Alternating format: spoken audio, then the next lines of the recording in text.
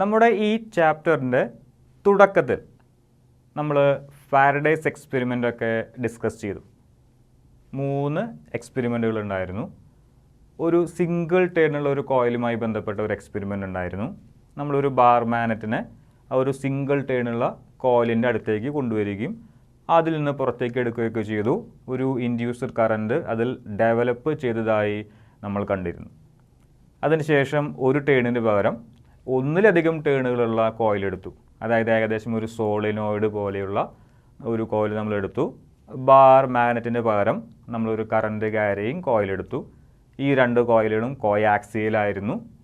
ഈ 2 കോയിലുകൾ അങ്ങോട്ടും ഇങ്ങോട്ടൊക്കെ മൂവ് ചെയ്യുന്നതനുസരിച്ച് വീണ്ടും നമ്മൾ നേരത്തെ പറഞ്ഞതുപോലെ ആദ്യത്തെ കോയിലിൽ ഒരു ഇൻഡ്യൂസർ കറൻറ്റ് ഡെവലപ്പ് ചെയ്തിരുന്നു. 3ാമത്തെ എക്സ്പെരിമെൻ്റ് എന്ന് പറയുന്നത് ആ 2ാമത്തെ കോയിൽ നമ്മൾ ആ കറൻറ്റ് ക്യാരിയിങ് കണ്ടക്ടർ അതല്ലെങ്കിൽ കറൻറ്റ് ക്യാരിയിങ് കോയിൽ അതുമല്ലെങ്കിൽ കറൻറ്റ് ക്യാരിയിങ് സോളിനോയിഡിൽ ഒരു സ്വിച്ച് നമ്മൾ ഘടിപ്പിച്ചതിന് ശേഷം സ്വിച്ച് പ്രസ് ചെയ്യുന്നു, ഒരു മൊമെൻ്ററി ഡിഫ്ലക്ഷൻ കിട്ടുന്നു. സ്വിച്ച് നമ്മൾ റിലീസ് ചെയ്യുന്നു, ആ മൊമെൻ്ററി ഡിഫ്ലക്ഷൻ ഓപ്പോസിറ്റ് സൈഡിലേക്ക് ആകുന്നു. അത്തരത്തിലുള്ള കാര്യങ്ങളൊക്കെ കണ്ടു. അതായത് ഒരു കോയിലായിരുന്നു നമ്മുടെ കയ്യിൽ ഉണ്ടായിരുന്നത്, കൃത്യമായൊരു സർക്കിൾ ഷേപ്പുള്ള കോയിൽ. നിങ്ങൾക്ക് അവിടെ പറയാമായിരുന്നു കറൻറ്റ് ക്ലോക്ക് വൈസ് ഡയറക്ഷൻ ലഭിക്കും, അല്ലെങ്കിൽ current anticlockwise direction ലഭിക്കും. ഇത്തരത്തിലുള്ള കാര്യങ്ങളൊക്കെ വളരെ സുഖമായി പറയാം. നിങ്ങൾക്ക് കറൻറ്റിൻ്റെ ഡയറക്ഷൻ വളരെ സ്പെസിഫിക് ആയിട്ട് പറയാൻ സാധിക്കുമായിരുന്നു. ഒരു സർക്കുലർ കോയിലായിരുന്നു. പിന്നീട് മോഷണൽ EMFലേക്ക് വന്നപ്പോൾ നമ്മളൊരു PQRS എന്ന് പറയുന്ന ഒരു റെക്റ്റാങ്കുലർ കോയിൽ എടുത്തു. അവിടെയും നിങ്ങൾക്ക് സുഖമായി പറയാമായിരുന്നു കറൻറ്റ് ക്ലോക്ക് വൈസിലാണ് പോകുന്നത്, കറൻറ്റ് ആൻറ്റി ക്ലോക്ക് വൈസിലാണ് പോകുന്നത് എന്നൊക്കെ. പക്ഷേ ഈ സർക്കുലർ കോയിൽ അതുമല്ലെങ്കിൽ റെക്റ്റാങ്കുലർ കോയിൽ, ഇത്തരത്തിൽ കോയിലുകളിൽ മാത്രമാണോ ഇൻഡ്യൂസർ കറൻറ്റ് ഡെവലപ്പ് ചെയ്യുക? നമ്മുടെ കയ്യിൽ ഒരു ഷീറ്റാണെങ്കിലോ, ഒരു കണ്ടക്റ്റിംഗ് ഷീറ്റാണ്, അതുമല്ലെങ്കിൽ ഒരു ബ്രിക്ക്, ഒരു ഇഷ്ടിക പോലെ ഇരിക്കുന്ന ഒരു മെറ്റാലിക് ബ്ലോക്ക് ആണെങ്കിലോ എന്ത് സംഭവിക്കും? ഈ ഷീറ്റുമായി ബന്ധപ്പെട്ട മാഗ്നറ്റിക് ഫ്ലക്സ് മാറുമ്പോൾ, അല്ലെങ്കിൽ ഒരു മെറ്റാലിക് ബ്ലോക്കുമായി ബന്ധപ്പെട്ട മാഗ്നറ്റിക് ഫ്ലക്സ് മാറുമ്പോൾ അവിടെ ഇൻഡ്യൂസർ കറൻറ്റ് ഉണ്ടാകുമോ? തീർച്ചയായിട്ടും ഉണ്ടാകും. പക്ഷേ അവിടെ കൃത്യമായി നമുക്ക് ക്ലോക്ക് വൈസ് അല്ലെങ്കിൽ ആൻറ്റി ക്ലോക്ക് വൈസ് എന്ന് പറയാനായിട്ട് സാധിക്കുകയില്ല. വലിയ വലിയ മെറ്റാലിക് ഷീറ്റുകളിലും വളരെ വലിയ മെറ്റാലിക് ബ്ലോക്കുകളിലും മാഗ്നറ്റിക് ഫ്ലക്സ് മാറുന്നതിൻ്റെ ഫലമായി അവിടെ ഇൻഡ്യൂസർ കറൻറ്റ് ഉണ്ടാകും. അത്തരത്തിലുള്ള ഇൻഡ്യൂസർ കറൻറ്റിനെ വിളിക്കുന്ന പേരാണ് എഡ്ഡി കറൻറ്റ്സ്. വളരെയധികം പ്രശ്നക്കാരനാണ് എഡ്ഡി കറൻറ്റ്. അതിനൊരു വളരെ വലിയ കറൻറ്റ് അവിടെ പ്രൊഡ്യൂസ് ചെയ്യുന്നത് കൊണ്ട് അതിനൊരു ഹീറ്റിംഗ് എഫക്റ്റ് ഒക്കെ ഉണ്ടാകും. നമുക്കത് വഴിയെ ചർച്ച ചെയ്യാം. ആദ്യമായി എന്താണ് എഡ്ഡി കറൻറ്റ് എന്ന് വളരെ വിശദമായി അവിടെ കൊടുത്തിട്ടുണ്ട്, നോക്കാം നമുക്ക്. Currents can be induced not only in conducting coils but also in conducting sheets or blocks. നമ്മൾ നേരത്തെ പറഞ്ഞതാണ്, ഒരു സർക്കുലർ കോയിലിൽ മാത്രമല്ല, ഒരു റെക്റ്റാങ്കുലർ കോയിലിൽ മാത്രമല്ല ഇൻഡ്യൂസർ കറൻറ്റ് ഡെവലപ്പ് ചെയ്യുക. വേണമെങ്കിൽ ഷീറ്റുകളിലും, മെറ്റാലിക് ഷീറ്റുകളിലും അല്ലെങ്കിൽ മെറ്റാലിക് ബ്ലോക്കുകളിലും. ബ്ലോക്ക് എന്ന് പറയുന്നത് അവർ ഉദ്ദേശിക്കുന്നത് നമ്മുടെ സാധാരണ ഇഷ്ടികയൊക്കെ പോലത്തെയാണ്. അതായത് ലെങ്ത്ത്, ബ്രെഡ്ത്ത്, ഹൈറ്റൊക്കെയുള്ള ഒരു 6 ഫേസുകളുള്ള ഒരു ബ്ലോക്ക്, അല്ലെങ്കിൽ വളരെ വലിയൊരു സോളിഡ് ആയിട്ടുള്ള ഒരു ബ്ലോക്ക്. മെറ്റലായിരിക്കണം, അത് കണ്ടക്റ്റിംഗ് ബ്ലോക്ക് ആയിരിക്കണം. അത്തരത്തിലുള്ള ബ്ലോക്കുകളിലും അതല്ലെങ്കിൽ കണ്ടക്റ്റിംഗ് ഷീറ്റുകളിലുമൊക്കെ വേണമെങ്കിൽ നമുക്ക് ഇൻഡ്യൂസർ കറൻറ്റിനെ ഡെവലപ്പ് ചെയ്യിപ്പിക്കാം. അതിന് ചുറ്റുമുള്ള മാഗ്നറ്റിക് ഫ്ലക്സ് മാറ്റിയാൽ മതി. Whenever the magnetic flux linked with a metal sheet or block changes, the EMF is induced in it. നേരത്തെ പറഞ്ഞു നമ്മൾ ഒരു ലൂപ്പുമായി ബന്ധപ്പെട്ട മാഗ്നറ്റിക് ഫ്ലക്സ്, അതുപോലെ തന്നെ ഒരു ബ്ലോക്കുമായി ബന്ധപ്പെട്ട മാഗ്നറ്റിക് ഫ്ലക്സ്, അതുമല്ലെങ്കിൽ ഒരു മെറ്റാലിക് ഷീറ്റുമായി ബന്ധപ്പെട്ട മാഗ്നറ്റിക് ഫ്ലക്സ്, ഇതൊക്കെ മാറിക്കഴിഞ്ഞാൽ ആ ലൂപ്പിൽ, അതുമല്ലെങ്കിൽ ആ മെറ്റാലിക് ഷീറ്റിൽ, അതുമല്ലെങ്കിൽ ആ മെറ്റാലിക് ബ്ലോക്കിൽ എന്ത് ഡെവലപ്പ് ചെയ്യും? ഒരു ഇൻഡ്യൂസ്ഡ് EMF ഡെവലപ്പ് ചെയ്യും, ഒരു ഇൻഡ്യൂസർ കറൻറ്റ് നമുക്ക് ലഭിക്കും. ഇനി the induced current flow in closed path in planes perpendicular to the lines of force throughout the metal body. ഈ ഒരു പോയിൻ്റ് നമ്മളൊരല്പം ശ്രദ്ധിക്കണം. നമ്മുടെ കയ്യിലൊരു ലൂപ്പാണ് ഉള്ളതെങ്കിൽ, സാധാരണ ഒരു റെക്റ്റാങ്കുലർ ലൂപ്പോ അതുമല്ലെങ്കിൽ ഒരു സർക്കുലർ ലൂപ്പോ ആണ് നമ്മുടെ കയ്യിലുണ്ടെങ്കിൽ സുഖമായി നിങ്ങൾക്ക് പറയാം കറണ്ട് ക്ലോക്ക് വൈസിലാണ്, അതുമല്ലെങ്കിൽ കറണ്ട് ആൻറ്റി ക്ലോക്ക് വൈസിലാണ്. ആ ഒരു ലൂപ്പിൻ്റെ ഉള്ളിൽ കൂടി മാത്രമേ ആ കറണ്ട് പോവുകയുള്ളൂ. ആ ലൂപ്പിൻ്റെ ഉള്ളിൽ കൂടി പോകുന്ന മാഗ്നറ്റിക് ഫീൽഡ് ലൈൻസ് എങ്ങനെ മാറുന്നോ അതിനനുസരിച്ച്, ചുരുക്കി പറയുകയാണെങ്കിൽ മാഗ്നറ്റിക് ഫ്ലക്സ് എങ്ങനെ മാറുന്നു അതിനനുസരിച്ച് കറണ്ട് ഡെവലപ്പ് ചെയ്യും. ഒരുപക്ഷെ അതിൻ്റെ മാഗ്നിറ്റ്യൂഡ് കൂടുതലായിരിക്കും, അതല്ലെങ്കിൽ അതിൻ്റെ മാഗ്നിറ്റ്യൂഡ് കുറവായിരിക്കും. അതൊക്കെ rate of change of magnetic ഫ്ലക്സിനെ അപേക്ഷിച്ചിരിക്കും. നമ്മുടെ കയ്യിലൊരു ഷീറ്റാണുള്ളതെങ്കിലോ, അതുമല്ലെങ്കിൽ നമ്മുടെ കയ്യിലൊരു മെറ്റാലിക് ബ്ലോക്കാണ് ഉള്ളതെങ്കിൽ എങ്ങനെ നമുക്ക് പറയാനായി സാധിക്കും ഏത് രീതിയിൽ, ഏത് ഫേസിൽ ഇൻഡ്യൂസ്ഡ് കറണ്ട് ഡെവലപ്പ് ചെയ്യും? അതെങ്ങനെ പറയാനായിട്ട് സാധിക്കും? നോക്കുക, ഞാനിപ്പോൾ എൻ്റെ കയ്യിലൊരു നോട്ട്ബുക്ക് എടുത്തിട്ടുണ്ട്. ഇതാണ് എൻ്റെ കയ്യിലുള്ള നോട്ട്ബുക്ക്. എൻ്റെ റൈറ്റിൽ നിന്ന് എൻ്റെ ലെഫ്റ്റിലേക്കാണ് മാഗ്നറ്റിക് ഫീൽഡ് ലൈൻസ് പോകുന്നതെന്ന് വിചാരിക്കുക. എൻ്റെ റൈറ്റിൽ നിന്ന് എൻ്റെ ലെഫ്റ്റിലേക്ക്. ഇതാണ് എൻ്റെ കയ്യിലുള്ള ഒരു ഷീറ്റ്, മെറ്റാലിക് ഷീറ്റാണെന്ന് വിചാരിക്കുക. ഇതിൻ്റെ തിക്നെസ് നെഗ്ലിജിബിൾ ആണ്. ഇതിന് ലെങ്ത്തും ബ്രെഡ്ത്തും മാത്രമേ ഉള്ളൂ. അതുകൊണ്ടാണ് നമ്മളിതിനെ ഷീറ്റ് എന്ന് വിളിക്കുന്നത്. ഇനി ഈ ഷീറ്റുമായി ബന്ധപ്പെട്ട മാഗ്നറ്റിക് ഫ്ലക്സ്, അല്ലെങ്കിൽ ഈ ഷീറ്റിൻ്റെ ഉള്ളിൽ കൂടി പോകുന്ന മാഗ്നറ്റിക് ഫീൽഡ് ലൈൻസിൻ്റെ എണ്ണം അത് മാറുന്നുണ്ട്, അല്ലെങ്കിൽ മാഗ്നറ്റിക് ഫ്ലക്സ് മാറുന്നുണ്ട്. ആ ചേഞ്ച് ഇൻ മാഗ്നറ്റിക് ഫ്ലക്സ് കാരണം ഇതിൻ്റെ ഏത് ഭാഗത്തായിരിക്കും ഇൻഡ്യൂസ്ഡ് കറണ്ട് ഡെവലപ്പ് ചെയ്യുക? മാഗ്നറ്റിക് ഫീൽഡ് ലൈൻസ് പോകുന്ന ആ ഡയറക്ഷന് പെർപെൻഡിക്കുലർ ആയിട്ടുള്ള പ്ലെയിനിലെ ഇൻഡ്യൂസ്ഡ് കറണ്ട് ഡെവലപ്പ് ചെയ്യുകയുള്ളൂ. അതാണ് ലാസ്റ്റത്തെ സെൻറ്റൻസ് നോക്കുക. The induced current flows in a closed path in planes perpendicular to the lines of force. ഈ ലൈൻസ് ഓഫ് ഫോഴ്സ് എന്ന് പറയുന്നത് മാഗ്നറ്റിക് ഫീൽഡ് ലൈൻസ് ആണ്. Lines of force throughout the metal body. ഒരല്പം വിശദീകരിക്കാം. ഇങ്ങനെയാണ് ഈ ഒരു പ്ലെയിൻ അതല്ലെങ്കിൽ ഒരു ഷീറ്റ് വെച്ചിരിക്കുന്നതെന്ന് വിചാരിക്കുക. എൻ്റെ റൈറ്റിൽ നിന്ന് എൻ്റെ ലെഫ്റ്റിലേക്കാണ് മാഗ്നറ്റിക് ഫീൽഡ് ലൈൻസ് പോകുന്നത്. അപ്പോൾ ഇത്രയും ഭാഗത്തുകൂടെ മാത്രമേ മാഗ്നറ്റിക് ഫീൽഡ് ലൈൻസ് പോകുന്നുള്ളൂ എന്ന് വിചാരിക്കുക. ഞാൻ ഈ ഒരു മെറ്റൽ ഷീറ്റിനെ ഈ ഒരു മാഗ്നറ്റിക് ഫീൽഡിൽ ഓസിലേറ്റ് ചെയ്യുന്നുണ്ട്. ഇതേ രീതിയിൽ ഓസിലേറ്റ് ചെയ്യുന്നുണ്ടെന്ന് വിചാരിക്കുക. അപ്പോൾ സെൻറ്ററിൽ എത്തുമ്പോഴായിരിക്കും maximum number of magnetic field lines കടന്നു പോവുക. ഈ ഒരു എൻഡിലേക്ക് പോകുന്തോറും, അതേപോലെ തന്നെ ഈ ഒരു എൻഡിലേക്ക് പോകുന്തോറും number of magnetic field lines passing through this cross section will decrease.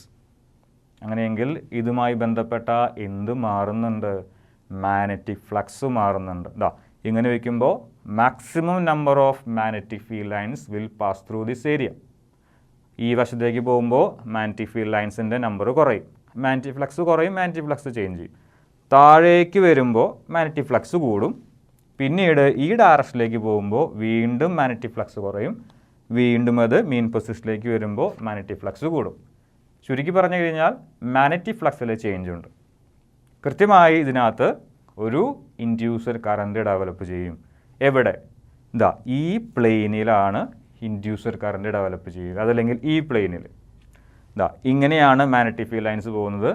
ആ മാഗ്നറ്റിക് ഫീൽഡ് ലൈൻസ് പോകുന്ന ഡയറക്ഷന് പെർപെൻഡിക്കുലർ ആയിട്ടുള്ള ഒരു പ്ലെയിനിൽ സർക്കുലർ പാത്തിലായിരിക്കും അവിടെ കറണ്ട് ഡെവലപ്പ് ചെയ്യുക. സർക്കുലർ പാത്തിൽ അത് ശരിക്കും എഡ്ഡീസ് പോലെയാണ് ഇരിക്കുക. അതായത് നമ്മുടെ വാട്ടറിൽ കാണുന്ന ഈ വേൾപൂൾസ്, നമ്മൾ ചുഴി എന്നൊക്കെ പറയാറുണ്ട്, അതല്ലെങ്കിൽ വേൾപൂൾസ് നമ്മൾ പറയാറുണ്ട്. അതല്ലെങ്കിൽ നമ്മൾ ഈ ചുഴലിക്കാറ്റൊക്കെ കണ്ടിട്ടുണ്ടായിരിക്കും. അവിടെയൊക്കെ എങ്ങനെയാണ്? സർക്കുലർ കുറേ ഒരുപാട് സർക്കിളുകൾ ഉണ്ടായിരിക്കും. നമ്മൾ എഡ്ഡീസ് എന്നാണ് വിളിക്കാറ്. അപ്പോൾ ഈ പ്ലെയിനിൽ മാഗ്നറ്റിക് ഫീൽഡ് ലൈൻസിന് പെർപെൻഡിക്കുലറായി നിൽക്കുന്നതാ, ഈ രീതിയിൽ പെർപെൻഡിക്കുലറായിട്ട് നിൽക്കുന്ന ഒരു പ്ലെയിനിൽ സർക്കുലർ പാത്തിലായിരിക്കും.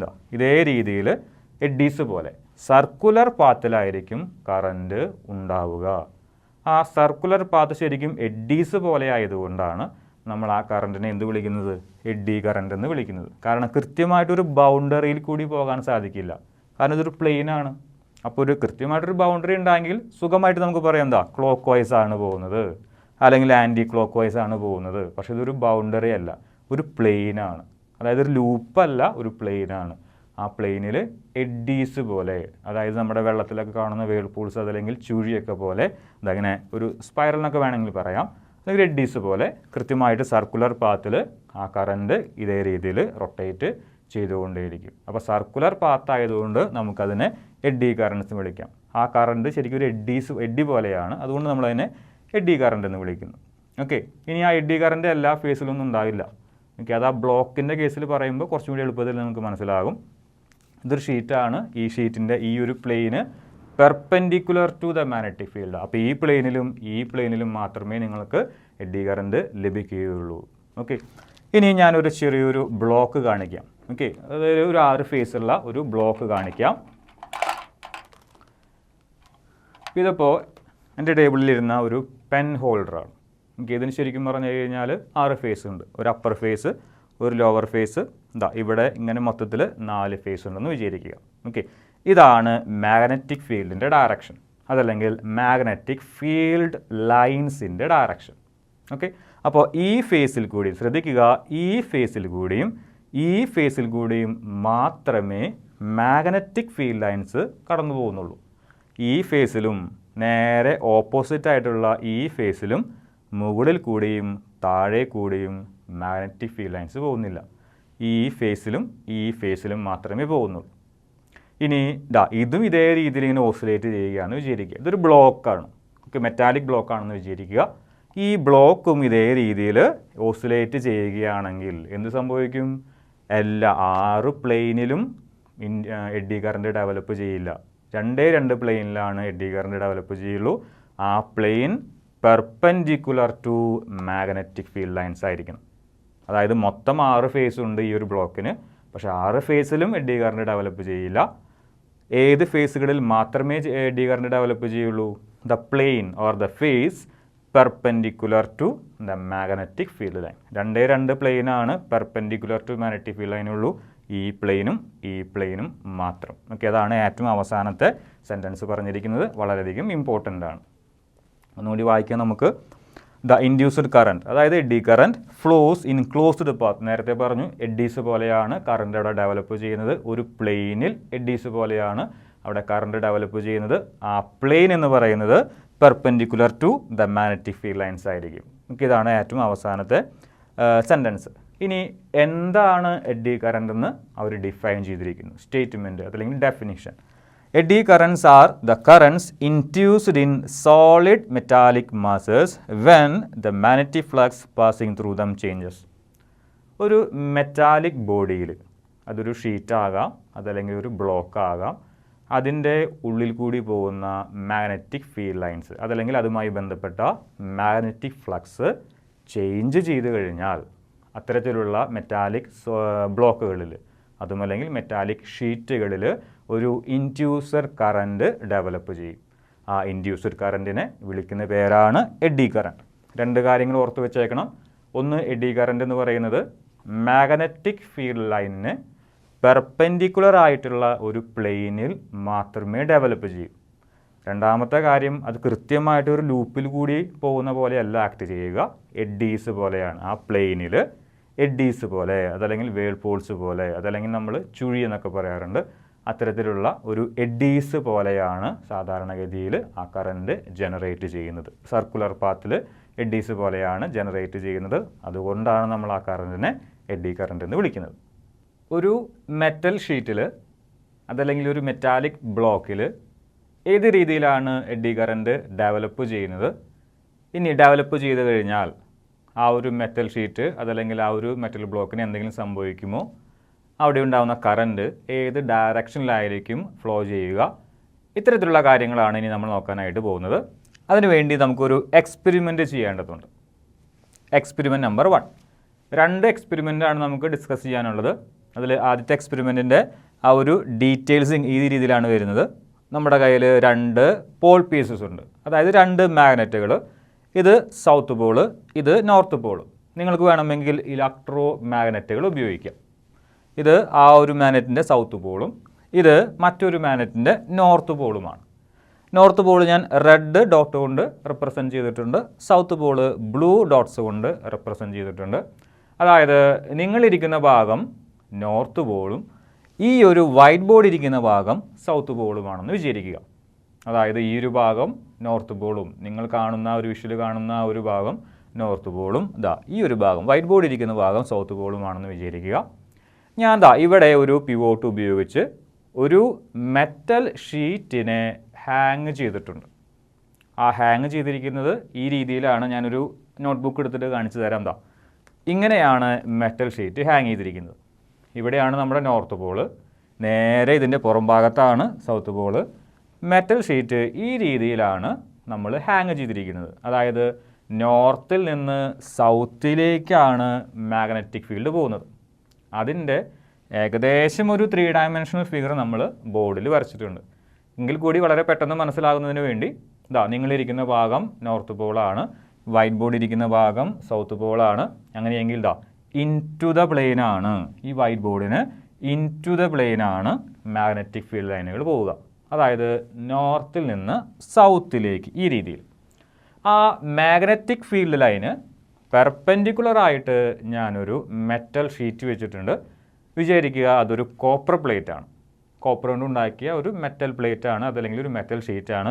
ഈ രീതിയിലാണ് വെച്ചിരിക്കുന്നത്. ഞാനൊരു ത്രെഡ് ഉപയോഗിച്ച് ഒരു പിവോട്ടിൽ, മുകളിൽ ഒരു പിവോട്ടുണ്ട്, ആ പിവോട്ടിൽ ഞാൻ ജസ്റ്റ് ഒന്ന് ഹാങ് ചെയ്തിട്ടുണ്ട്. ഇങ്ങനെ ഹാങ് ചെയ്ത് നിൽക്കുന്നതാണ്. ഞാൻ കൈ കൊണ്ടൊന്നും പിടിച്ചിട്ടില്ല, ഹാങ് ചെയ്ത് നിൽക്കുകയാണ്. ഈ കോപ്പർ പ്ലേറ്റിന് ഈ രീതിയിൽ സാധാരണ ഒരു പെൻഡുലം ഓസിലേറ്റ് ചെയ്യുന്നത് പോലെ ഓസിലേറ്റ് ചെയ്യാനായിട്ട് സാധിക്കും. ഞാൻ അതിനെ പതുക്കുന്ന ഡിസ്റ്റർബ് ചെയ്ത് വിട്ട് കഴിഞ്ഞു. ഇതിങ്ങനെ ജസ്റ്റ് ഹാങ് ചെയ്ത് കിടക്കുകയാണ്. ഇതാണ് അതിൻ്റെ പിവോട്ട്, ഹാങ് ചെയ്ത് കിടക്കുകയാണ്. ഇതാണ് മെയിൻ പൊസിഷൻ. ഇതാണ് അത് ഓസിലേറ്റ് ചെയ്യുന്ന ഭാഗമാണ് കാണിച്ചിരിക്കുന്നത്. ഓക്കെ, ഇതേ രീതിയിൽ അതിൻ്റെ മെയിൻ പൊസിഷനിൽ അത് നിൽക്കുന്നു. ഞാൻ ഇതിനെ ജസ്റ്റ് വലിച്ച് ഒന്ന് വിട്ട് കഴിഞ്ഞാൽ അത് ഈ രീതിയിൽ ഓസിലേറ്റ് ചെയ്യാനായിട്ട് തുടങ്ങും. ശ്രദ്ധിക്കേണ്ട ഒരു കാര്യം, മാഗ്നറ്റിക് ഫീൽഡിന് പെർപെൻഡിക്കുലർ ആയിട്ടാണ് ഈ ഒരു ഷീറ്റ് എന്ത് ചെയ്യുന്നത്, ഓസിലേറ്റ് ചെയ്യുന്നത്. ഓക്കെ, ഈ ഭാഗമാണ് നിങ്ങൾക്ക് കാണാനായിട്ട് സാധിക്കുന്നത്. ഓക്കെ, അതായത് ഈ ഭാഗം, ഇതാണ് നമ്മുടെ കയ്യിലുള്ള നോട്ട്ബുക്ക്.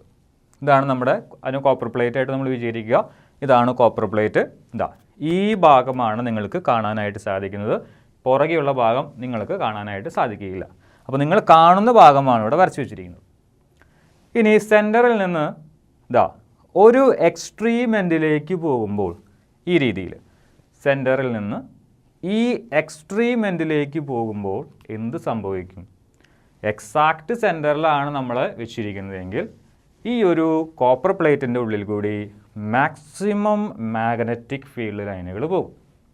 ശ്രദ്ധിക്കുക, സെൻറ്ററിൽ മെയിൻ പൊസിഷനിലാണ് വെച്ചിരിക്കുന്നതെങ്കിൽ ഈ ഒരു കോപ്പർ പ്ലേറ്റിൻ്റെ ഉള്ളിൽ കൂടി മാക്സിമം മാഗ്നറ്റിക് ഫീൽഡ് ലൈനുകൾ പോകും.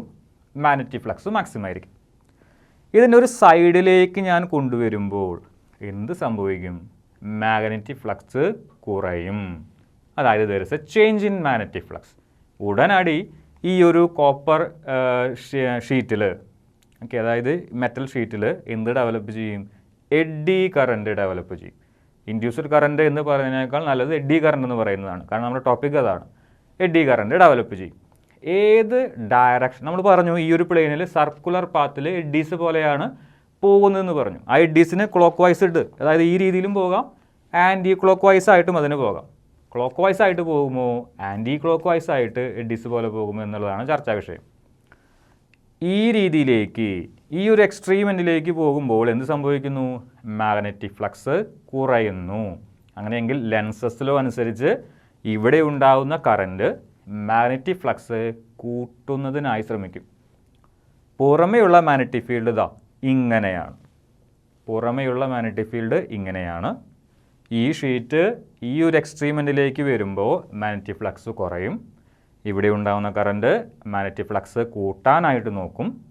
ആ മാഗ്നറ്റിക് ഫ്ലക്സ് കൂട്ടണമെങ്കിൽ, പുറമെയുള്ള മാഗ്നറ്റിക് ഫീൽഡ് ഇങ്ങനെയാണ്, ഇതുമായി ബന്ധപ്പെട്ട മാഗ്നറ്റിക് ഫ്ലക്സ് കൂട്ടണമെങ്കിൽ ഇതേ ഡയറക്ഷനിൽ തന്നെ ഇദ്ദേഹം ഈ ഒഴുകുന്ന കറണ്ട് മറ്റൊരു മാഗ്നറ്റിക് ഫീൽഡ് പ്രൊഡ്യൂസ് ചെയ്യണം. അതിനുവേണ്ടി പുറമെയുള്ള മാഗ്നറ്റിക് ഫീൽഡ് ഇങ്ങനെയാണ്, ഇതുമായി അസോസിയേറ്റ് ചെയ്ത മാഗ്നറ്റിക് ഫീൽഡ് കുറഞ്ഞു വരികയാണ്. അപ്പോൾ ഇവിടെ ഉണ്ടാകുന്ന കറണ്ട് എന്തിനു വേണ്ടി ശ്രമിക്കും? ആ മാഗ്നറ്റിക് ഫീൽഡിനെ കൂട്ടുന്നതിനായി ശ്രമിക്കും. പ്യുവർലി ലെൻസസ് ലോ ആണ്. അപ്പോൾ ഇദ്ദേഹം പ്രൊഡ്യൂസ് ചെയ്യുന്ന മാഗ്നറ്റിക് ഫീൽഡും ഏത് ഡയറക്ഷനിൽ തന്നെയായിരിക്കണം? ഈ ഡയറക്ഷനിൽ തന്നെ ആയിരിക്കണം. അതിനുവേണ്ടി പുറമേയുള്ള ഭാഗം ഇതേ ഡയറക്ഷനിൽ ഇതേ ഡയറക്ഷനിൽ മാഗ്നറ്റിക് ഫീൽഡ് പ്രൊഡ്യൂസ് ചെയ്യണമെങ്കിൽ നിങ്ങൾ കാണാത്ത ഭാഗം ഈ ഭാഗം നോർത്ത് പോളായിരിക്കണം. എങ്കിലാണ് നോർത്ത് പോളിൽ നിന്ന് എവേ മാഗ്നറ്റിക് ഫീൽഡ് പോവുകയുള്ളൂ. അങ്ങനെയെങ്കിൽ ഈ ഭാഗം എന്തായിരിക്കണം? സൗത്ത് പോളായിരിക്കണം. സൗത്ത് പോളാകണമെങ്കിൽ കറണ്ട് എങ്ങനെ ഒഴുകണം? ക്ലോക്ക് വൈസ് ആയിട്ട് ഒഴുകണം. ഇതാണ് അവിടെ കാണിച്ചു വച്ചിരിക്കുന്നത്. കറണ്ട് ക്ലോക്ക് വൈസ് ആയിട്ട് ഒഴുകുന്നു. മെയിൻ പൊസിഷനിൽ നിന്ന് ഒരു എക്സ്ട്രീമെൻറ്റിലേക്ക് വരുമ്പോൾ ഈ മെറ്റൽ ഷീറ്റിൽ ഡെവലപ്പ് ചെയ്യുന്നത് ഒരു ക്ലോക്ക് വൈസ് കറണ്ട് ആയിരിക്കും. ക്ലോക്ക് വൈസ് കറണ്ട്, കാരണം ഇവിടെ സൗത്ത് പോളും ഇവിടെ നോർത്ത് പോളും വേണം ക്രിയേറ്റ് ചെയ്യാനായിട്ട്. ഇത് ഈ ഒരു എക്സ്ട്രീമെൻറ്റിലേക്ക് പോകുമ്പോഴുള്ള കാര്യമാണ്. ഇനി ഒരു എക്സ്ട്രീമെൻറ്റിൽ നിന്ന് മെയിൻ പൊസിഷനിലേക്ക് വരുമ്പോൾ എന്ത് സംഭവിക്കും? ഇവിടെ കാണിച്ചിട്ടുണ്ട്. ഒരു എക്സ്ട്രീമെൻറ്റിൽ നിന്ന് മെയിൻ പൊസിഷനിലേക്ക് വരുമ്പോൾ എന്ത് സംഭവിക്കും? നോക്കുക, ഇതാണ് എക്സ്ട്രീമെൻറ്റ്. അവിടെ മാഗ്നറ്റിക് ഫീൽഡ് ലൈൻസ് കമ്പാരിറ്റീവ്ലി കുറവാണ്. ഞാനിതിനെ മെയിൻ പൊസിഷനിലേക്ക് കൊണ്ടുവരുമ്പോൾ എന്ത് സംഭവിക്കും? മാഗ്നറ്റിക് ഫീൽഡ് കൂടും, അല്ലെങ്കിൽ മാഗ്നറ്റിക് ഫ്ലക്സ് കൂടും. അതിൻ്റെ ഒരു എക്സ്ട്രീം പൊസിഷനിൽ നിന്ന് അതിൻ്റെ മെയിൻ പൊസിഷനിലേക്ക് വരുമ്പോൾ ഇതുമായി റിലേറ്റഡ് ആയിട്ടുള്ള മാഗ്നറ്റിക് ഫീൽഡ് കൂടും, അല്ലെങ്കിൽ മാഗ്നറ്റിക് ഫ്ലക്സ് കൂടും. ലെൻസസ് ലോ അനുസരിച്ച് ആ കൂടുന്ന മാഗ്നറ്റിക് ഫ്ലക്സിനെ ഒപ്പോസ് ചെയ്യാനായിട്ട് ശ്രമിക്കും. അതായത് മാഗ്നറ്റിക് ഫ്ലക്സ് കുറയ്ക്കുന്നതിനായി ശ്രമിക്കും. ആര് ശ്രമിക്കും? ഇവിടെ ഡെവലപ്പ് ചെയ്യുന്ന കറൻറ്റ് ശ്രമിക്കും. പുറമേയുള്ള മാഗ്നറ്റിക് ഫീൽഡ് എവിടെ നിന്ന് അങ്ങോട്ടാ? ഇവിടെ നിന്ന് ഈ രീതിയിലാണ് പുറമേയുള്ള മാഗ്നറ്റിക് ഫീൽഡ്. അതിന് ഓപ്പോസിറ്റ് ആയിട്ടായിരിക്കും ആര് മാഗ്നറ്റിക് ഫീൽഡ് പ്രൊഡ്യൂസ് ചെയ്യുക? ഇവിടെ ഉണ്ടാകുന്ന കറൻറ്റ് മാഗ്നറ്റിക് ഫീൽഡ് പ്രൊഡ്യൂസ് ചെയ്യുക. പുറമേയുള്ള മാഗ്നറ്റിക് ഫീൽഡ് ഈ ഡയറക്ഷനിലാണെങ്കിൽ ഈ ഇൻഡ്യൂസ്ഡ് കറണ്ട് അല്ലെങ്കിൽ എഡി കറണ്ട് ഡെവലപ്പ് ചെയ്യുന്ന മാഗ്നറ്റിക് ഫീൽഡ് എങ്ങോട്ടായിരിക്കണം? നേരെ ഓപ്പോസിറ്റ് ആയിരിക്കണം. എങ്കിലേ മാഗ്നറ്റിക് ഫീൽഡ് കുറയൂ. അപ്പോൾ ഈ ഭാഗം നോർത്ത് പോളായിട്ട് ആക്ട് ചെയ്യണം. എങ്കിലാണ് പുറമേക്ക് ഈ ഡയറക്ഷനിൽ ഒരു മാഗ്നറ്റിക് ഫീൽഡ് പ്രൊഡ്യൂസ് ചെയ്യാനായിട്ട് ഇദ്ദേഹത്തിന് സാധിക്കുകയുള്ളൂ. അപ്പോൾ ഈ ഭാഗം നോർത്ത് പോളും നിങ്ങൾ കാണാത്ത ഭാഗം സൗത്ത് പോളും. ഇത് north pole. Anticlockwise ഡയറക്ഷനിലായിരിക്കും ഇവിടെ കറണ്ട് ഡെവലപ്പ് ചെയ്യുക. ആൻറ്റി ക്ലോക്ക് വൈസ് ഡയറക്ഷനിലാണ് കറണ്ട് ഡെവലപ്പ് ചെയ്യുക. ഒന്ന് ചുരുക്കി പറയാം, മെയിൻ പൊസിഷനിൽ നിന്ന് എക്സ്ട്രീമെൻറ്റിലേക്ക് പോകുമ്പോൾ ക്ലോക്ക് വൈസ് ഡയറക്ഷനിലുള്ള കറൻറ്റും എക്സ്ട്രീം പൊസിഷനിൽ നിന്ന് അത് മെയിൻ പൊസിഷനിലേക്ക് വരുമ്പോൾ അത് ആൻറ്റി ക്ലോക്ക് വൈസ് ഡയറക്ഷനിലും കറണ്ട് പ്രൊഡ്യൂസ് ചെയ്യും. അതായത് എപ്പോഴും ഒരു clock vice current, anti clock vice current, anti clock vice ഡയറക്ഷനിലുള്ള കറണ്ട്, ഇതേ രീതിയിൽ അവിടെ കറണ്ട് പ്രൊഡ്യൂസ് ചെയ്തുകൊണ്ടേയിരിക്കും. നിങ്ങൾ ശ്രദ്ധിക്കേണ്ട ഒരു കാര്യം, ഈ ഒരു മെയിൻ പൊസിഷനിലേക്ക് വരുമ്പോൾ മാഗ്നറ്റിക് ഫീൽഡ് എന്ത് ചെയ്യുകയാണ്? കുറയുകയാണ്. മെയിൻ പൊസിഷനിൽ നിന്ന് എക്സ്ട്രീം പൊസിഷനിലേക്ക് വരുമ്പോൾ, മെയിൻ പൊസിഷനിലേക്കല്ല, മെയിൻ പൊസിഷനിൽ നിന്ന് എക്സ്ട്രീം പൊസിഷനിലേക്ക് വരുമ്പോൾ മാഗ്നറ്റിക് ഫീൽഡ് അവിടെ കുറയുകയാണ്. ആ സിസ്റ്റം എന്തിനു വേണ്ടി ശ്രമിക്കും? ആ മാഗ്നറ്റിക് ഫീൽഡിനെ കൂട്ടുന്നതിനായി ശ്രമിക്കും. അങ്ങനെയെങ്കിൽ ഈ ഒരു മെറ്റൽ പ്ലേറ്റിനെ, കോപ്പർ കൊണ്ട് ഉണ്ടാക്കിയിരിക്കുന്ന മെറ്റൽ പ്ലേറ്റിനെ തിരിച്ച് മെയിൻ പൊസിഷനിലേക്ക് കൊണ്ടുവന്നാൽ മതി. അപ്പോൾ മാഗ്നറ്റിക് ഫീൽഡ് കൂടും. ഇനി മെയിൻ പൊസിഷനിലേക്ക് വരുമ്പോൾ മാഗ്നറ്റിക് ഫീൽഡ് കൂടുകയാണ്. അപ്പോൾ അത് കുറയ്ക്കാൻ നോക്കും. അപ്പോൾ അത് നേരെ എങ്ങോട്ട് പോകും? അടുത്ത എക്സ്ട്രീമെൻറ്റിലേക്ക് പോകും. പക്ഷേ എക്സ്ട്രീമെൻറ്റിലേക്ക് പോകുന്തോറും മാഗ്നറ്റിക് ഫീൽഡ് കുറഞ്ഞു വരികയാണ്. അപ്പോൾ അത് കൂട്ടാൻ നോക്കും. അപ്പോൾ അത് വീണ്ടും മെയിൻ പൊസിഷനിലേക്ക് വരും. മെയിൻ പൊസിഷനിലേക്ക് വരുമ്പോൾ മാഗ്നറ്റിക് ഫീൽഡ് കൂടി വരികയാണ്. അപ്പോൾ അത് കുറയ്ക്കാൻ നോക്കും. അപ്പോൾ അടുത്ത എക്സ്ട്രീം പൊസിഷനിലേക്ക് പോകും. അപ്പോൾ ഈ രീതിയിൽ മെയിൻ പൊസിഷനിൽ നിൽക്കുമ്പോൾ എക്സ്ട്രീം പൊസിഷനിലേക്ക് പോകാനുള്ള ടെൻഡൻസിയും എക്സ്ട്രീം പൊസിഷനിലേക്ക് പോകുമ്പോൾ മെയിൻ പൊസിഷനിലേക്ക് വരാനായിട്ടുള്ളൊരു ടെൻഡൻസി ആയിരിക്കും ഈ ഒരു പെൻഡുലത്തിന്, അതല്ലെങ്കിൽ ഈ ഒരു കോപ്പർ പ്ലേറ്റിന് ഉണ്ടായിരിക്കുക. അതായത് നിന്നിരുന്ന അവസ്ഥയിൽ നിന്ന് എപ്പോഴും മാറി ചിന്തിക്കാനാണ് ഈ കോപ്പർ പ്ലേറ്റിന് താല്പര്യം. എക്സ്ട്രീമെൻറ്റിലേക്ക് വരുമ്പോൾ മെയിൻ പൊസിഷനിലേക്ക് പോകണം തോന്നും, മെയിൻ പൊസിഷനിലേക്ക് വരുമ്പോൾ അത് എക്സ്ട്രീമെൻറ്റിലേക്ക് പോകണം തോന്നും. അപ്പോൾ ഇത്തരത്തിലുള്ളൊരു ടെൻഡൻസി ഉള്ളതുകൊണ്ട് ഒരുപാട് സമയം ഇത്തരത്തിലുള്ള ഒരു കോപ്പർ പ്ലേറ്റിന് ഓസിലേറ്റ് ചെയ്യുന്നതിനായി സാധിക്കില്ല. ഓക്കെ, വളരെ പെട്ടെന്ന് തന്നെ ആ ഓസിലേറ്റ് ചെയ്യുന്ന ഈ ഒരു കോപ്പർ പ്ലേറ്റ് ഡാമ്പ് ചെയ്യപ്പെടും. അതായത് നമ്മൾ സാധാരണ ഒരു ഊഞ്ഞാലൊക്കെ നമ്മൾ ആട്ടി വിട്ട് കഴിഞ്ഞാൽ കുറച്ച് സമയത്തേക്ക് എയർ റെസിസ്റ്റൻസ് കാരണം കുറച്ച് കഴിയുമ്പോൾ അത് ഡാമ്പ് ചെയ്യും. എങ്കിൽ കൂടി കുറച്ച് സമയത്തേക്ക് അത് നമ്മൾ ഓസിലേറ്റ് ചെയ്തുകൊണ്ടിരിക്കും. സാധാരണ നമ്മൾ ഊഞ്ഞാലൊക്കെ കിട്ടുമ്പോൾ അങ്ങനെയാണ്. ഇവിടെ അങ്ങനെയല്ല. ഇവിടെ നമ്മൾ ജസ്റ്റ് ഒന്ന് ഓസിലേറ്റ് ചെയ്ത് വിട്ട് കഴിഞ്ഞാലും വളരെ പെട്ടെന്ന് എന്ത് ചെയ്യും? ഈ ഒരു കോപ്പർ പ്ലേറ്റ് ഡാമ്പ് ചെയ്യും. ഇതൊരു ഇലക്ട്രോ മാഗ്നറ്റ് ആണെന്ന് പറഞ്ഞു കഴിഞ്ഞു. ഇലക്ട്രോ മാഗ്നറ്റ് നിങ്ങൾ ഓഫ് ചെയ്യുക. കറണ്ട് ഒന്നും കടന്നു പോകുന്നില്ല, അതായത് മാഗ്നറ്റിക് ഫീൽഡ് ഒന്നുമില്ല. എന്നിട്ട് നിങ്ങൾ എന്ത് ചെയ്യണം, ഈ ഒരു കോപ്പർ പ്ലേറ്റിനെ ജസ്റ്റ് ഒന്ന് സ്വിങ് ചെയ്ത് വിടാം. അപ്പോൾ കുറച്ചധികം സമയത്തേക്ക് എന്ത് ചെയ്യും, അത് വളരെ ഫ്രീ ആയിട്ട് ഓസിലേറ്റ് ചെയ്യും. വിചാരിക്കുക, 1 മിനിറ്റ് സമയത്തേക്ക്, അതായത് 60 സെക്കൻഡ് സമയത്തേക്ക് ഇദ്ദേഹം ഓസിലേറ്റ് ചെയ്തു. ഫ്രീ ഓസിലേഷനാണ്, മാഗ്നറ്റിക് ഫീൽഡ് ഒന്നുമില്ല. നിങ്ങൾ എന്ത് ചെയ്യണം, ആ ഇലക്ട്രോ മാഗ്നറ്റിനെ ഓൺ ചെയ്യണം. എന്നിട്ട് ഓസിലേറ്റ് ചെയ്യാൻ ശ്രമിച്ചു നോക്കൂ. ആദ്യം ഓസിലേറ്റ് ചെയ്ത 60 സെക്കൻഡ് സമയത്തേക്കൊന്നും ഇനി ഈ കോപ്പർ പ്ലേറ്റ് ഓസിലേറ്റ് ചെയ്യുകയില്ല. മാക്സിമം ഒരു 10 സെക്കൻഡോ അതല്ലെങ്കിൽ 20 സെക്കൻഡോ കൂടിപ്പോയി കഴിഞ്ഞാൽ ഒരു 30 സെക്കൻഡോ മാത്രമേ ഈ കോപ്പർ പ്ലേറ്റിന് ഓസിലേറ്റ് ചെയ്യാനായിട്ട് സാധിക്കുകയുള്ളൂ. വളരെ പെട്ടെന്ന് തന്നെ അത് ഡാമ്പ് ചെയ്യപ്പെടും. ഈ 60 സെക്കൻഡ്, 10 സെക്കൻഡ്, 20 സെക്കൻഡ് എന്നൊക്കെ പറഞ്ഞ് വെറും എക്സാമ്പിളുകൾ മാത്രമാണ്. അത് പ്രാക്ടിക്കലായിട്ട് ഒരു പക്ഷേ നടപ്പാകണമെന്ന് നിർബന്ധമില്ല. ഓക്കെ, ഒരു എക്സാമ്പിളിന് വേണ്ടി മാത്രം പറഞ്ഞതാണ്. മാഗ്നറ്റിക് ഫീൽഡ് അപ്ലൈ ചെയ്തിട്ടില്ലെങ്കിൽ വളരെ ഫ്രീ ആയിട്ട് കുറേ സമയത്തേക്ക് ഈ ഒരു കോപ്പർ പ്ലേറ്റിന് ഓസിലേറ്റ് ചെയ്യാനായിട്ട് സാധിക്കും. പക്ഷേ മാഗ്നറ്റിക് ഫീൽഡിൻ്റെ പ്രസൻസിൽ വളരെ പെട്ടെന്ന് ഈ കോപ്പർ പ്ലേറ്റ് ഡാമ്പ് ചെയ്യപ്പെടും. ഇതാണ് നമ്മുടെ കൺക്ലൂഷൻ.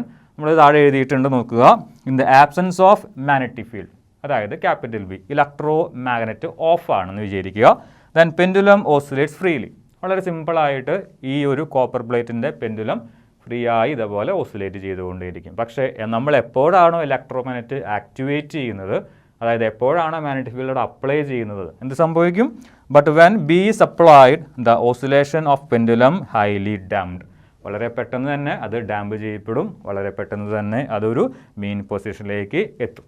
ഓക്കെ, ഇനി എക്സ്പെരിമെൻറ്റ് നമ്പർ 2-ൽ നമുക്ക് എന്താണ് എക്സ്പ്ലെയിൻ ചെയ്യുന്നത് നോക്കാം. എക്സ്പെരിമെൻറ്റ് 1-ൽ നിന്ന് ചെറിയൊരു മാറ്റം എക്സ്പെരിമെൻറ്റ് 2-ൽ വരുത്തിയിട്ടുണ്ട്.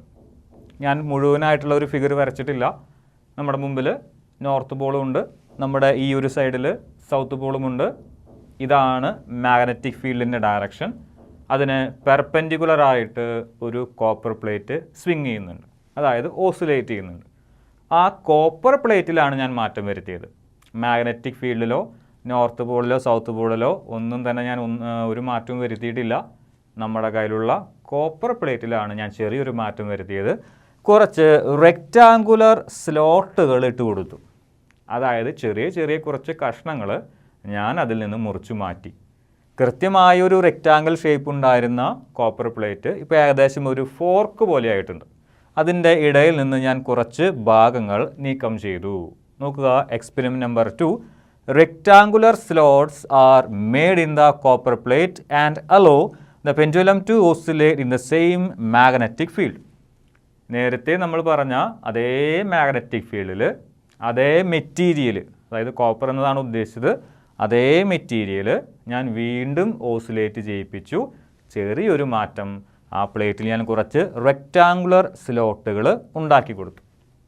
ഇനി ഞാൻ നേരത്തെ പറഞ്ഞതുപോലെ മാഗ്നറ്റിക് ഫീൽഡ് ഇല്ലാത്തപ്പോൾ ഏകദേശം ഒരു 60 സെക്കൻഡ് ആയിരുന്നു അദ്ദേഹം ഫ്രീ ആയിട്ട് ഓസിലേറ്റ് ചെയ്തിരുന്നത്. മാഗ്നറ്റിക് ഫീൽഡ് ഇല്ലാത്തപ്പോൾ ഞാൻ പെട്ടെന്ന് മാഗ്നറ്റിക് ഫീൽഡ് അപ്ലൈ ചെയ്തപ്പോൾ, ഇലക്ട്രോ മാഗ്നറ്റുകളെ ആക്ടിവേറ്റ് ചെയ്തപ്പോൾ അതൊരു 20 സെക്കൻഡ് ആയിട്ട് കുറഞ്ഞു എന്ന് വിചാരിക്കുക. 20 സെക്കൻഡ് മാത്രമേ അത് ഓസിലേറ്റ് ചെയ്തുള്ളൂ. വളരെ പെട്ടെന്ന് തന്നെ അത് ഡാമ്പ് ചെയ്തു, അതായത് മെയിൻ പൊസിഷനിലേക്ക് വന്നു. അതിനുശേഷം എക്സ്പെരിമെൻറ്റ് നമ്പർ 2-ൽ അതേ കോപ്പർ പ്ലേറ്റ് അതേ മാഗ്നറ്റിക് ഫീൽഡിൽ കുറച്ച് റെക്റ്റാങ്കുലർ സ്ലോട്ടുകളോടുകൂടി ഞാൻ ഓസിലേറ്റ് ചെയ്യിപ്പിച്ചപ്പോൾ ആദ്യം കണ്ട 20 സെക്കൻഡിൽ നിന്ന് ഒരല്പം കൂടുതൽ സമയത്തേക്ക് അദ്ദേഹത്തിന് ഓസിലേറ്റ് ചെയ്യാനായിട്ട് അല്ലെങ്കിൽ ഓസിലേറ്റ് ചെയ്യാനായിട്ട് സാധിച്ചു. നോക്കുക, the oscillation will not damped quickly as before. As before എന്നതുകൊണ്ട് അവർ ഉദ്ദേശിക്കുന്നത് കോപ്പർ പ്ലേറ്റ് മാഗ്നറ്റിക് ഫീൽഡിൻ്റെ പ്രസൻസിൽ ഓസിലേറ്റ് ചെയ്യിപ്പിച്ചപ്പോഴുള്ള കാര്യമാണ്. അതായത് ആ 20 സെക്കൻഡ് കൊണ്ട് അവിടെ ഡാമ്പ് ചെയ്ത കാര്യം. This is because the area available to the flow of eddy currents is less in this case. ആദ്യം മാഗ്നറ്റിക് ഫീൽഡിൻ്റെ ആബ്സെൻസിൽ ഓസിലേറ്റ് ചെയ്തപ്പോൾ എനിക്ക് 60 സെക്കൻഡ് കിട്ടി. പിന്നീട് മാഗ്നറ്റിക് ഫീൽഡിൻ്റെ പ്രസൻസിൽ ഓസിലേറ്റ് ചെയ്യിപ്പിച്ചപ്പോൾ എനിക്ക് 20 സെക്കൻഡ് കിട്ടിയുള്ളൂ. പിന്നീട് ആ കോപ്പർ പ്ലേറ്റിന് കുറച്ച് റെക്റ്റാങ്കുലർ സ്ലോട്ടുകൾ ഇട്ട് കൊടുത്തപ്പോൾ, ഇനി റെക്റ്റാങ്കുലർ സ്ലോട്ടുകൾ തന്നെ ഇട്ട് കൊടുക്കണമെന്ന് യാതൊരു നിർബന്ധവുമില്ല. നിങ്ങൾക്ക് വേണമെങ്കിൽ കുറച്ച് സർക്കുലർ സ്ലോട്ടുകൾ ഇട്ട് കൊടുക്കാം. കുറച്ച് ഭാഗങ്ങൾ അതിൽ നിന്ന് നീക്കം ചെയ്യണമെന്ന് മാത്രം.